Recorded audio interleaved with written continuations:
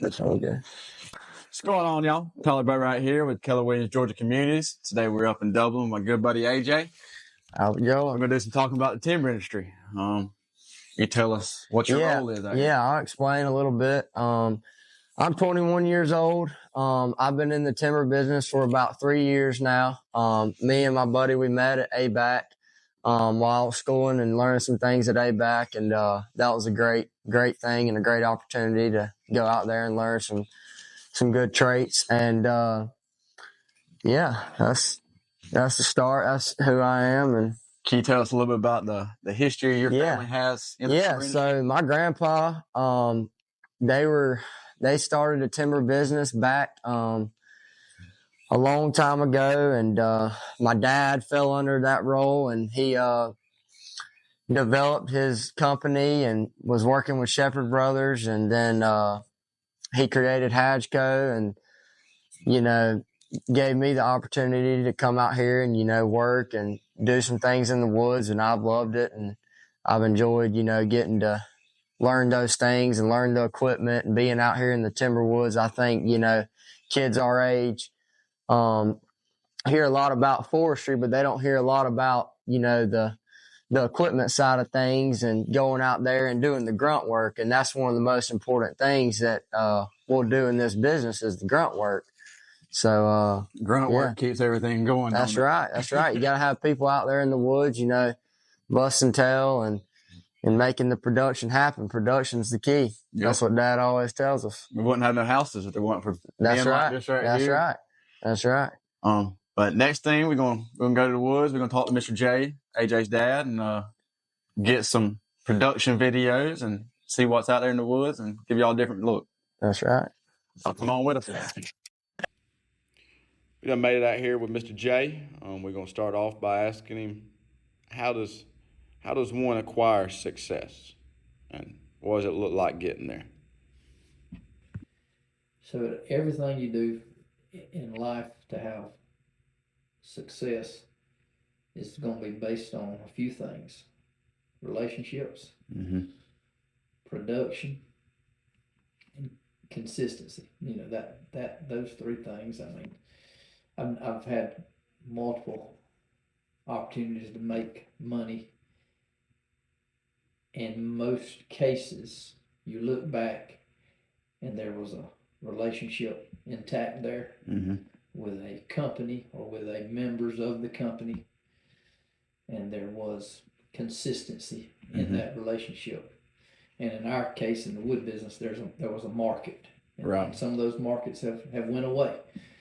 But if you look back and you say, why was that successful, and how do we duplicate it? Well, you duplicate it possibly in other areas. We've had a couple of mills that don't take wood anymore. They went to recycled products. You've seen that. But there again, something around the corner. You're always trying to develop that opportunity to be productive, the opportunity to be consistent, and in the relationship part, that takes time. Right. Building that and yes, how continuing you make it. You say, I have a good relationship with this meal. Why do you have a good relationship with that meal? Because most cases, you're consistently productive. Right. So that meal knows that they can depend on you. Right. And of course, you scatter in some hangout time, looking at tracts of timber, some hangout times, breaking bread, eating food, going to eat lunch. You may go on a hunt here and there, but in all reality, the relationship is intact because of the production. I said what I'm going to do, and now we're doing it. Yep. We can do this, and this is what we're going to do. They put it into motion, and then they see, and then it's based on, most relationships are based on, I got faith in his consistency. Right. Why do you believe in that? Well, it's proven in the past. Right. Proved that it can be done. That's what I'm getting at is in the real estate market, in the timber market, those qualities will never go anywhere in this life. Right. If you can be productive, if you can be consistent, And in most cases, there's going to be some relationships there that you look back on and you say, thank the Lord. Thank you, Lord, for that opportunity, that relationship. Right. A lot of people seem to want to get rich quick or you know, and I hate to use a word like rich, but hit it hard and have a few good years there, and they don't have any concern over the future, you know. So you may have a good 2 or 3 years. You may have a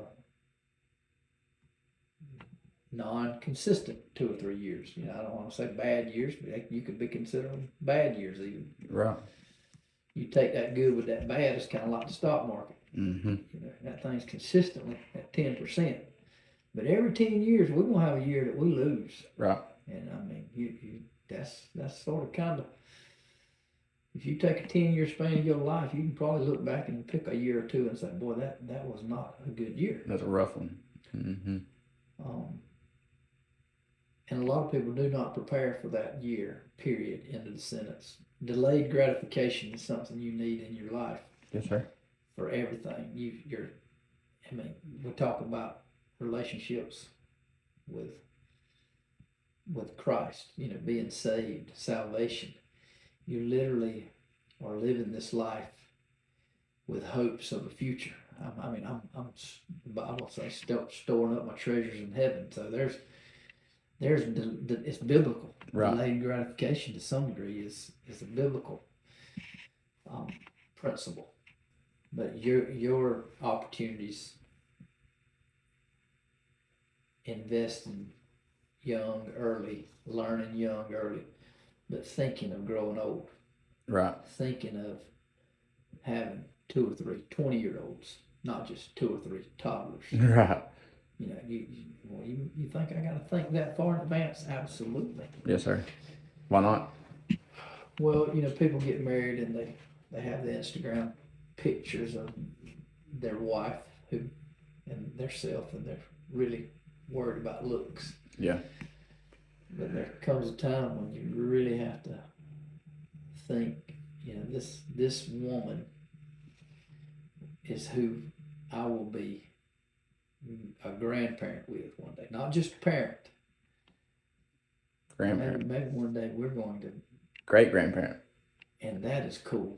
Right. I mean, that is a cool thought. That something that you don't.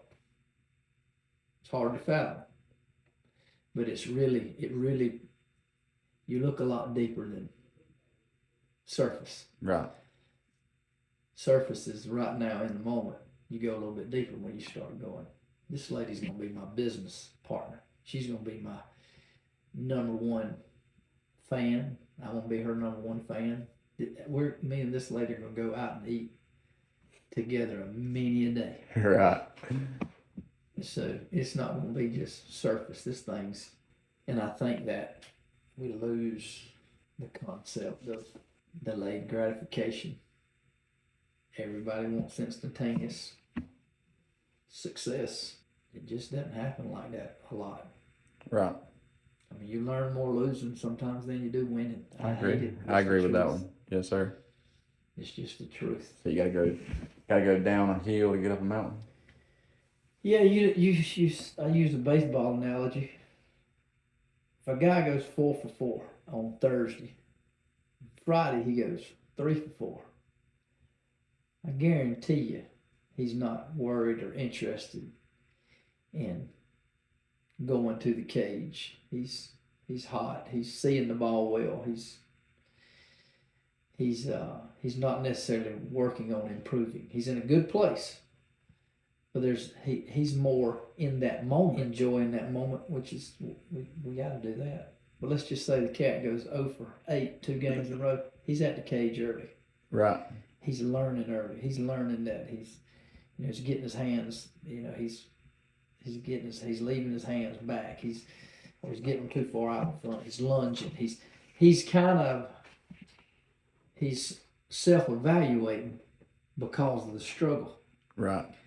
You don't self-evaluate when you On top have of the that mountain. successful. Yeah. Why don't people do that? What's your take on that one? Well, I think older, mature people do a little bit. Okay. I think they do. There comes a time when you, Chipper Jones was working with some of the players on the team, and he says, I help them hit to all sides of the field. He said Brian McCann said he didn't want his help.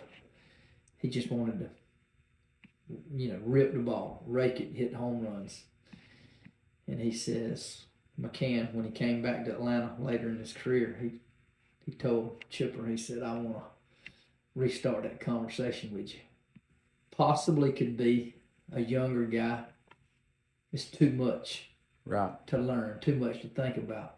An older person is thinking a little more in depth.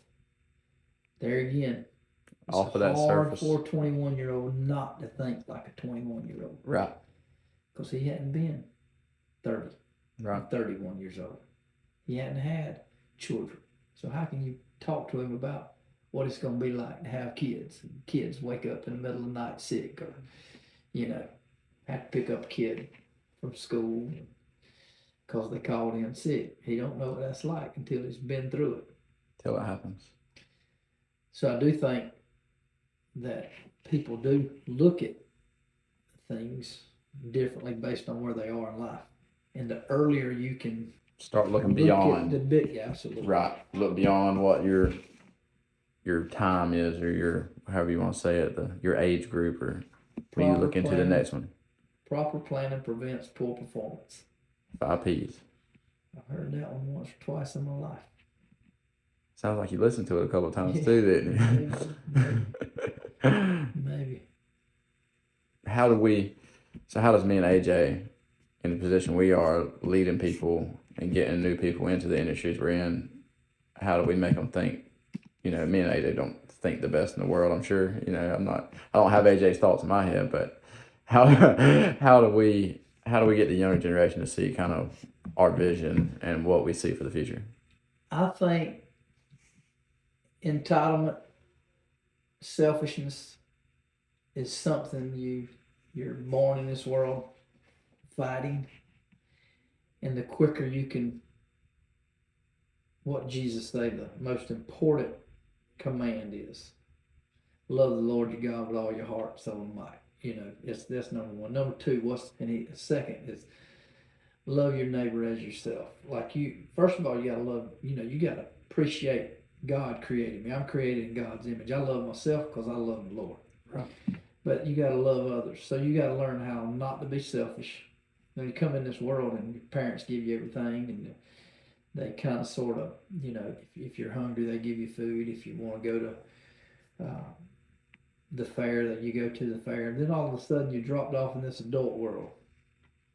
And they look at you, your parents look at you, and they say, look, I'm not buying you that shirt anymore. Right. When the prior year they would have bought you that shirt twice. Right. But something happens, and they're trying to help you in adulthood when you were just on the other side of that.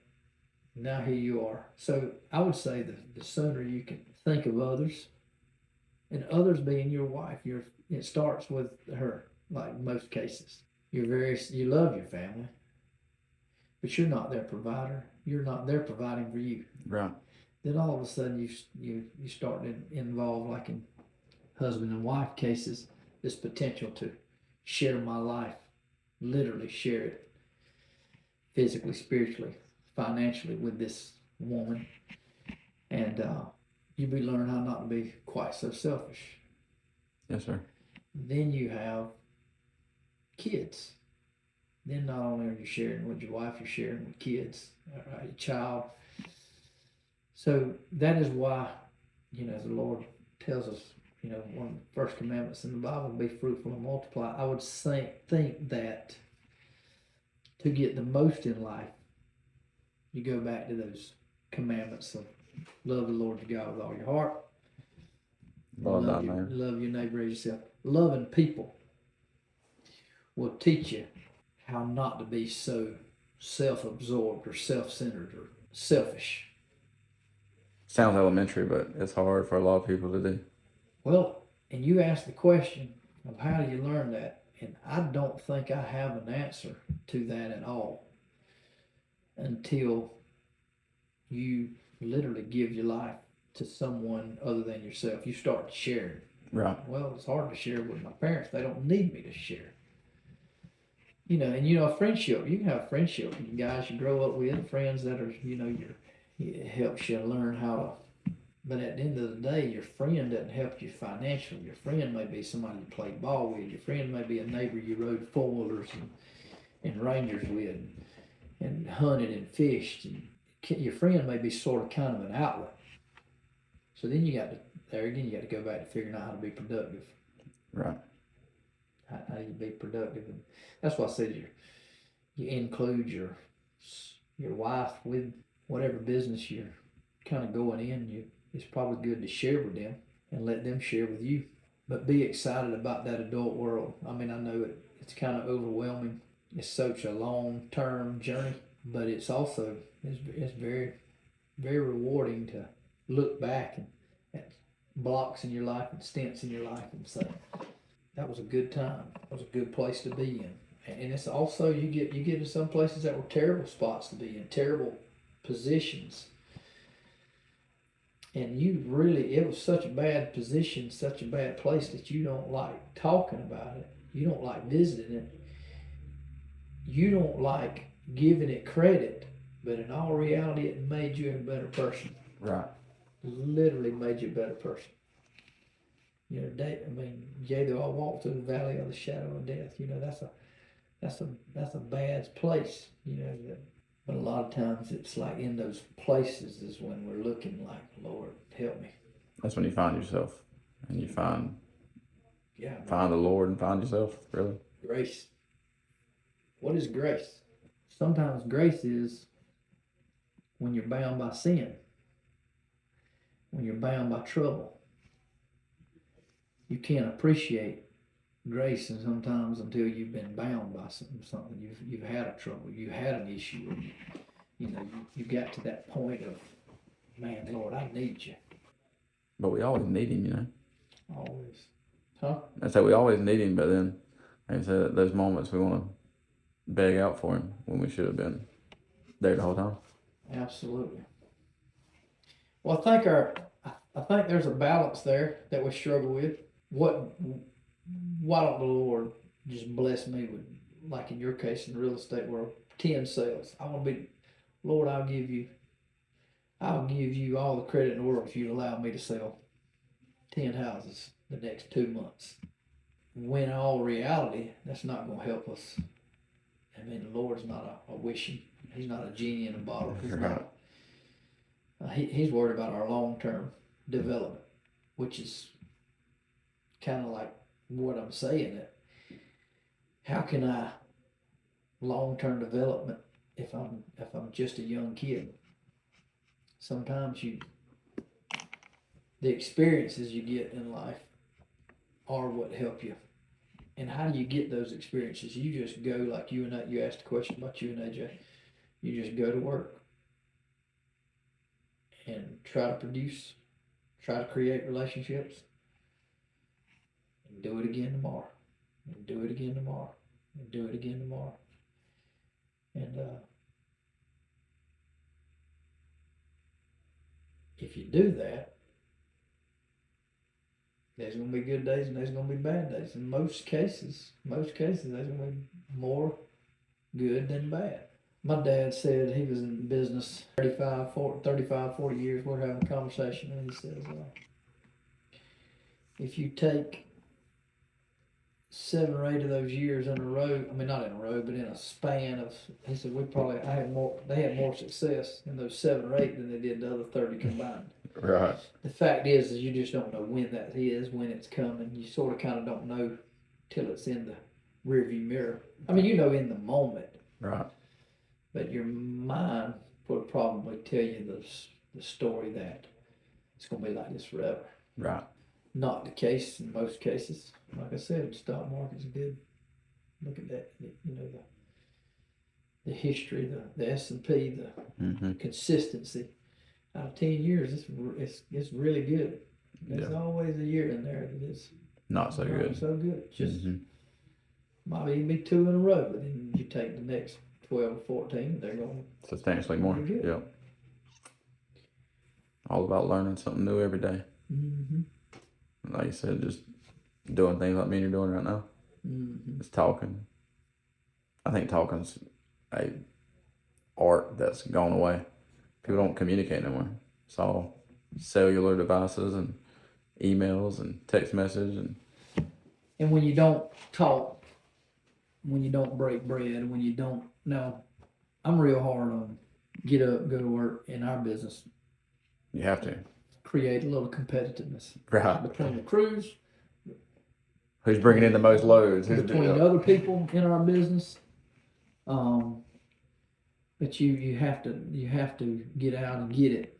Nobody's going to give you anything, and but stopping sometimes and casting a plan for the future.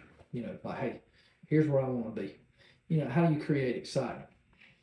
If you're working out and you're kind of at a wall, you know, running, you sign up for a marathon. Or not a marathon, something. Right.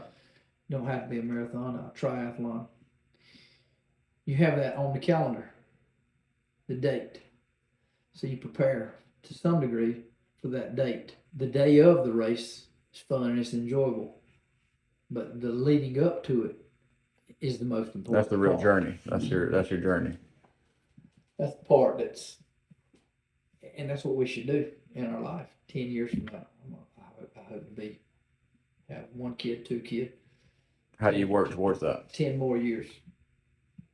You start doing that kid now is 10 years old. You'd like to be able to have a goal and look at it, you know, incremental, 12 months, 24 months. You know, you need to cast out where you'll be in 10 years. I mean, that's what I got right here in front of me. I mean, this is places I'd like. Here's where you are. Here's where you're headed. If you keep this up, this will be the end goal, and it will be met here. Most folks can't comprehend nothing but size the here and now. Right. You see cars and stuff for sale now, 72 months, 84 months combined, 84. I never would have imagined you could put a vehicle on 84 months. Yep. Still blows my mind. But that means that your next 84 months are planned for you. Right. And, you know, and I would say when it comes to a car payment, that'd be a bad way. Right. Not a good way. But I think they're overpriced. I think there's a couple of reasons for that. But one is people can't plan. But in the per month moment, so when they're signing up for 84 months, they're literally not putting all 84 months in their mind. They're thinking, I'll trade this thing at 36 months. Right. They're worried about the next year or two, not worried about how their bank account's looking in 84 months and 7 years from now. So major things, just looking into the future. Plan, have a plan, make it come to fruition. Major key in success. I think so. I agree with you. Well, you got to speak it. You got to say it out loud. There's several ways to cast a vision, and one of the most important things is say it. You know, you got to be one of the ones casting it. Right. Hey, here's what we're gonna do. Here's what the plan is. Here's what we're gonna try to do. It doesn't even always mean you're going to do it, but it's that direction. You got to have direction. Right. It's not just in your head. It's not just a thought at that point. It's actually out in the universe. It's out there. It can happen. It's out there. And you follow it. A lot of folks deviate from a plan, which is sort of kind of, that's part of the learning process too. You know, you get a house, you put it on 15, or let's just say you put it on 30 years. You got an option. You can pay extra payment. You can, just cause you put it on 30 doesn't mean you got to pay for it in 30. Right. You can pay for it in 15. Okay, well, you can put it on 30 and you can pay for it for 10 years in a row, and then you can refinance and get $40,000 extra because you're going to rebuild the back porch. So that 30-year note became really, in all reality, probably a 36 or 37-year note. Right. So the plan needs to be attainable. Right. Not something far fetched. It needs to If you be. look into 07, 08 crash, when all that happened, people were putting in plans that weren't common sense, Right. much less attainable. They were putting houses on interest only, just expecting the principal to go up on the home. Literally, people were putting houses on 2 and 3 years interest only. It doesn't even make any sense. So there was that correction there that maybe that won't ever, to some degree, happen again. At least not to that extent. No money down, and interest only. How is that even? How'd they do that? How'd they get away with it? Yeah. It didn't work. It didn't work. Well, nobody was protecting themselves at that point. You know, you're very unprotected. All right, Mr. J. So I know me and AJ talked a little bit about this earlier, and he mentioned your dad and you in the timber business, but I want to kind of get a touch and feel of how you've kind of grown in it, how you got into it, and what drew you to this profession, and how you ended up in the position you are today. I love that question. So my dad and my uncle started Shepherd Brothers Timber in '66. I was actually the youngest grandchild out of that group, out of that generation. So I grew up all my cousins and all my my family was sort of kind of involved in the timber business. So summertime I was working, very early age, was in the woods riding with the crew home, riding with the crew to work. So it's sort of kind of all I ever known. And have a ball game on Friday night, football game, and I remember waking up one morning, and there's a great appreciation for this now, but I had like a deep thigh bruise. I couldn't hardly walk, and he didn't care. You know, it was, we're gonna go do this. We were cleaning up a tract of wood in Gray, Georgia, that a crew had they were almost finished, and they left a loader there, and we were basically cleaning up the last load. And there's just certain things that sticks in my mind. You know, certain days, certain occasions that I remember. It's just a part of everything that we did. And my dad was my greatest teacher. He taught me, you know, just how to get up, go to work, and do it again tomorrow, and love the Lord with everything in you. The Lord was always part of this conversation. He was always in the middle of every conversation, every thought we had, and then being productive. Um, I've heard several of our guys that worked with us for years that would say that my dad and my uncle both were workers. They both loved working. They loved being productive, and they had opportunity to have success. So, in my mind, I'm thinking I'll follow in the family's footsteps and I'll go into the timber business, and that's what I did. And you fast forward, me and my brother were partners for several years, and he and I ran into some financial struggles, which are part of part of what created our business now. Hajco is we started Hajco. Um, Me and my brother separated, and we started Hajco, and of course we have gotten into the chipping and the trucking, and just stayed consistent in the timber business. Mm-hmm. That consistency and productivity keeps going back to it. Relationships, absolutely. And I can definitely see, from just what you said about your dad, I see your dad in you, and I see you in AJ. Just kind of from the outside in, looking at what y'all got going on. It's amazing. Yeah, my dad and I, we had a tough relationship when we were in those teen 20s. It happens. But then you begin to appreciate, and you be able to look back. And then, of course, when I get older, I really am. I see that some with AJ and I's relationship. But man, I had the best mentor you could have. I mean, I honestly did. I have been blessed and been able to be taught some good things by some good people. Yes, sir. How's it going, brother? Good.